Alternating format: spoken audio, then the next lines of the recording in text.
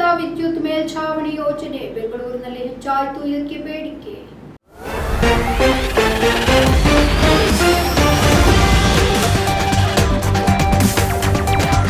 ಕೇಂದ್ರ ಸರ್ಕಾರ ಸೂರ್ಯಘರ್ ಮುಫ್ತ್ ಬಿಜಿಲಿ ಯೋಜನೆ ಘೋಷಣೆಯ ಹೆಚ್ಚಿನ ಸಬ್ಸಿಡಿಯ ನಂತರ ಸೌರ ಮೇಲ್ಛಾವಣಿ ಫಲಕಗಳಿಗೆ ಸಿಲಿಕಾನ್ ಸಿಟಿಯಲ್ಲಿ ಬೇಡಿಕೆ ಹೆಚ್ಚಾಗಿದೆ. ಫೆಬ್ರವರಿ 13ರಿಂದ ಈ ಯೋಜನೆ ಅಡಿಯಲ್ಲಿ 1500 ಅರ್ಜಿಗಳು ಬಂದಿದೆ ಅಂತ ಬೆಂಗಳೂರು ವಿದ್ಯುತ್ ಸರಬರಾಜು ಕಂಪನಿ ಲಿಮಿಟೆಡ್ ಅಧಿಕಾರಿಗಳು ಹೇಳಿದ್ದಾರೆ. ಕೇಂದ್ರ ಸರ್ಕಾರವು ಜನವರಿ 2ರಂದು ಹೊಸ ಸೂರ್ಯಘರ್ ಉಚಿತ ವಿದ್ಯುತ್ ಯೋಜನೆಯನ್ನ ಘೋಷಣೆ ಮಾಡಿದೆ. ಫೆಬ್ರವರಿ 13ರಿಂದ ಈ ಯೋಜನೆ ಅಡಿಯಲ್ಲಿ ಸರ್ಕಾರಿ ಪೋರ್ಟಲ್ನಲ್ಲಿ ಅರ್ಜಿಗಳನ್ನು ಹಾಕಬಹುದು. ಉತ್ತರ ಕರ್ನಾಟಕ ಭಾಗದಲ್ಲಿ ಅಂಚೆ ಇಲಾಖೆಯ ಸಿಬ್ಬಂದಿ ಮನೆ ಮನೆಗೆ ತೆರಳಿ ಯೋಜನೆಗೆ ನೋಂದಣಿ ಮಾಡಿಕೊಳ್ತಾ ಇದ್ದಾರೆ.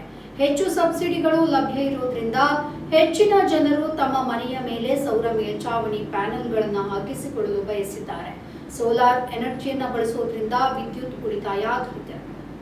ಫೆಬ್ರವರಿ 13ರಂದು ಪೋರ್ಟಲ್ಗಳನ್ನು ತೆರೆದಾಗಿನಿಂದ ನಾವು ಸೋಲಾರ್ ರೂಫ್ಟಾಪ್ ಪೋರ್ಟಲ್ ಅಪ್ಲಿಕೇಶನ್ ಮಾಡಿ ಹೆಚ್ಚಳವಾಗಿ ಕಾಣ್ತಾ ಇದ್ದೇವೆ ಅಂತ ಬೆಸ್ಕಾಂ ಅಧಿಕಾರಿಯೊಬ್ಬರು ಹೇಳಿದ್ದಾರೆ. ಸೂರ್ಯಘರ್ ಉಚಿತ ವಿದ್ಯುತ್ ಯೋಜನೆಗೆ ನೋಂದಣಿ ದಾಖಲೆ ಅರ್ಜಿ ಸಲ್ಲಿಕೆಯ ವಿವರಗಳು. ಈ ಯೋಜನೆಯ ಅಡಿಯಲ್ಲಿ 1ರಿಂದ 2 ಕಿಲೋವ್ಯಾಟ್ಗೆ ಕೇಂದ್ರ ಸರ್ಕಾರವು ವಸತಿ ಕುಟುಂಬಗಳಿಗೆ 30ರಿಂದ 60 ಸಾವಿರದವರೆಗೆ ಸಬ್ಸಿಡಿ ನೀಡುತ್ತೆ. 2ರಿಂದ 3 ಕಿಲೋವ್ಯಾಟ್ಗೆ ಅರ್ಜಿದಾರರಿಗೆ 60 ಸಾವಿರದಿಂದ 78 ಸಾವಿರದವರೆಗೆ ಸಬ್ಸಿಡಿ ನೀಡುತ್ತೆ.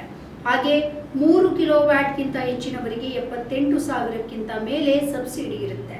ಬೆಸ್ಕಾಂ ಅಂದಾಜಿನ ಪ್ರಕಾರ ಬಳಕೆದಾರರಿಗೆ ಸರಾಸರಿಕವಾಗಿ ಮಾಸಿಕವಾಗಿ 0ರಿಂದ 150 ಯೂನಿಟ್ಗಳ ವಿದ್ಯುತ್ ಬಳಕೆಯನ್ನ ಹೊಂದಿರುವ ಮನೆಗಳಿಗೆ 1ರಿಂದ 2 ಕಿಲೋವ್ಯಾಟ್ಗೆ ಸೌರ ಸಾಮರ್ಥ್ಯ, 150ರಿಂದ 300 ಯೂನಿಟ್ಗಳಿಗೆ 2ರಿಂದ 3 ಕಿಲೋವ್ಯಾಟ್ಗೆ ಸಾಮರ್ಥ್ಯ ಮತ್ತು 300 ಯೂನಿಟ್ಗಿಂತ ಹೆಚ್ಚಿನ 3 ಕಿಲೋವ್ಯಾಟ್ಗೆ ಸಾಮರ್ಥ್ಯದ ಅಗತ್ಯವಿದೆ.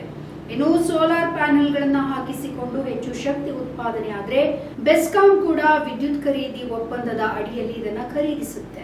ಹಿಂದಿನ ಯೋಜನೆ ಅಡಿಯಲ್ಲಿ ಗ್ರಾಹಕರು 1 ಕಿಲೋವ್ಯಾಟ್ನಿಂದ 3 ಕಿಲೋವ್ಯಾಟ್ಗೆ ರೂಪಾಯಿ 1,80,000 ಹಾಗೆ 3 ಕಿಲೋವ್ಯಾಟ್ಗಿಂತ ಹೆಚ್ಚಿನ ಕಿಲೋವ್ಯಾಟ್ಗೆ 10 ಕಿಲೋವ್ಯಾಟ್ನವರೆಗೆ ಹೆಚ್ಚುವರಿ 9,000 ಸಬ್ಸಿಡಿಯನ್ನ ಪಡಿತಾ ಇದ್ರು. ನಿವಾಸಿಗಳ ಕಲ್ಯಾಣ ಸಂಘ ಪ್ರತಿ ಕಿಲೋವ್ಯಾಟ್ಗೆ 9,000 ದರದಲ್ಲಿ 500 ಕಿಲೋವ್ಯಾಟ್ನವರೆಗೂ ಕೂಡ ಸಹಾಯಧನವನ್ನ ಪಡಿಬಹುದು ಅಂತ ಹೇಳಿದೆ. ನಮ್ಮ ಈ ವಿಡಿಯೋ ನಿಮಗೆ ಇಷ್ಟ ಆದಲ್ಲಿ ಲೈಕ್ ಮಾಡಿ, ಶೇರ್ ಮಾಡಿ, ಕಮೆಂಟ್ ಮಾಡಿ ಮತ್ತೆ ಸಬ್ಸ್ಕ್ರೈಬ್ ಮಾಡಿ.